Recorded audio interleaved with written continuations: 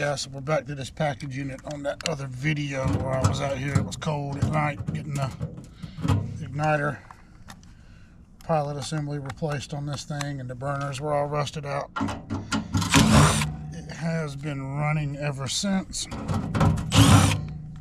Excuse me. I'm just back today to replace those burners. I think that was on a Friday, this past Friday night when I was here. So it's been running ever since. It made it through the weekend, and today's Thursday. I had to order some burners for it, and we are going to get those swapped out real quick.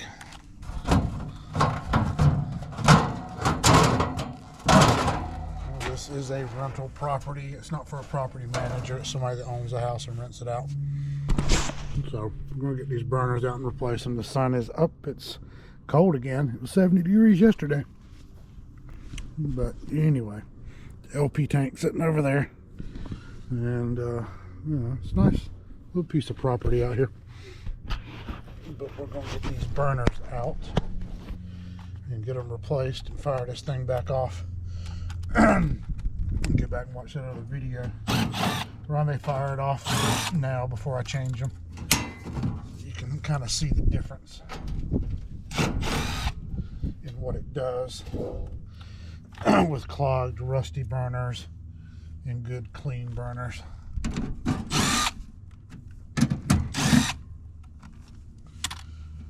I mean, it's a 30-year-old Goodman package unit.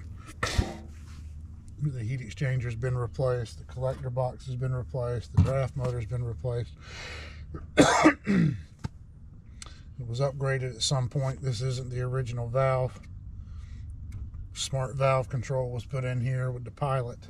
It used to have a spark igniter and then just a regular flame sensor in it, and the board.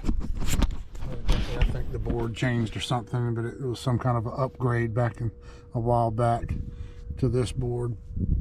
Smart valve and the pilot assembly. So it kind of caught me off guard when I saw that, because I wasn't familiar with that. And then when I called the part house trying to get that pilot assembly with the serial number on this unit, it wasn't showing up. So they gave me the wrong stuff. What they gave me was what originally was supposed to be in it. And then I got out here and I found out, well, that's not even in it anymore. Somebody had changed it. So things happen. So let's jump it out real quick.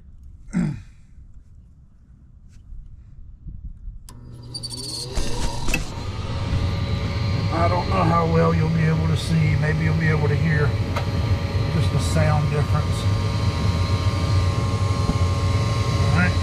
Alright, our pilot. Hear that whistling in there? Fluttering. I don't know how well that translates. Hear it popping. So, we're going to get these burners changed out.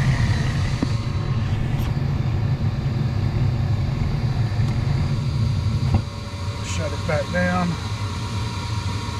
I'm going to disconnect W right here, and actually I'm going to pull the disconnect because I don't want to short my rollout switch.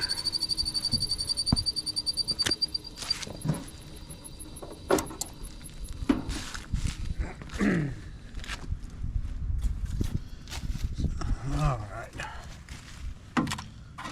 get that. Kind of snaps into a little spot there. Rollout switch.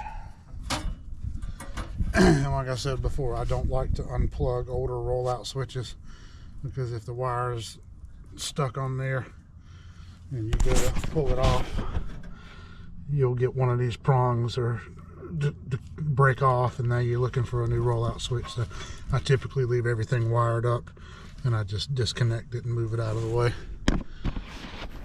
Get it done. So, where'd that screw go? Down there somewhere. It's amazing how you drop a screw, then you see it fall straight down, or then you look down and you don't see the damn screw.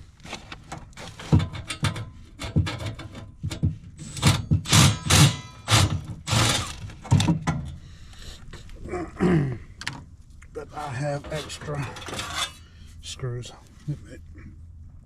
Maybe down there under those burners. On that little rack. Yeah, it is. I'll get when I get the burners out.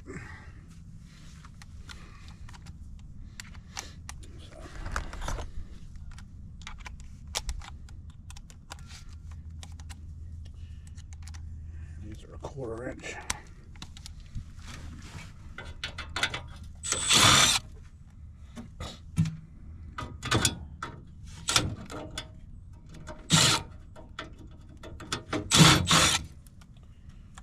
Screws. And these are a different design burner. These are the old ones, original ones that came out, that were in it when it first 30 years ago. But they give you the little adjustable airflow intake things on them. The new ones don't have that. You see how badly those things are rusted in there. And every one of them looks like that. We got that LP gas tank back there. And that's a lot of the reason why these things are just falling apart. And that's what LP gas will do to burners on a package unit, especially. It'll just massacre the things over a period of time. So let's get the new burners and get them put in. Alright, so these are the new burners that we're putting in there. And obviously much better condition. But I've just laid them in there. And if you notice, the holes don't line up with the screws. Right there. If you look at that. So if I get the burner lined up properly with the opening on the cell, so what I'm going to have to do is get these things set in there right.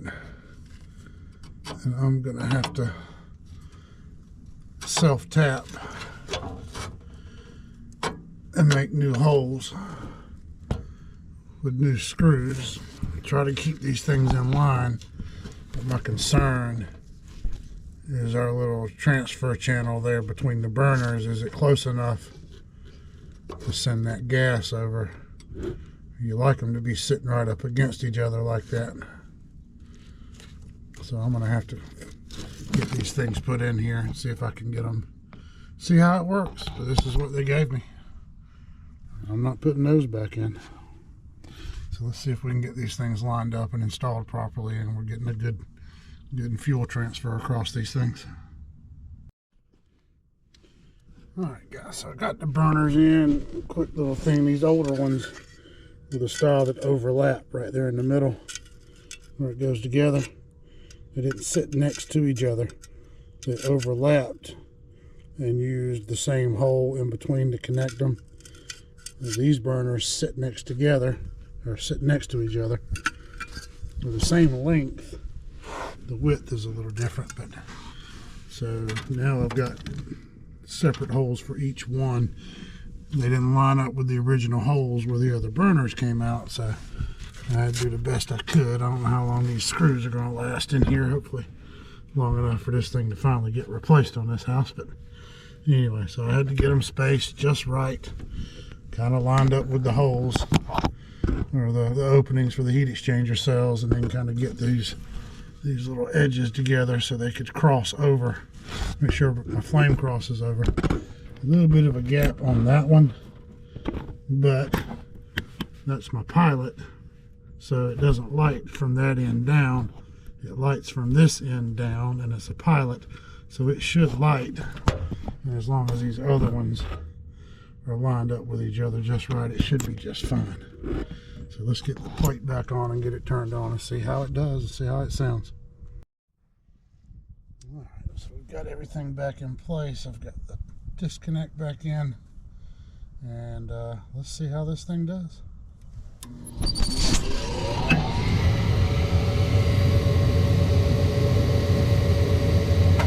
sun shining from behind me, so I'm trying to give a little bit of shade here. So there's our pilot. Ooh. And that looks a whole lot better and sounds a whole lot better. This 30-year-old Goodman just keeps fighting and chugging along. And that's the bad thing about all this new equipment that's coming out today. You won't be able to do stuff like this when it's 30 years old.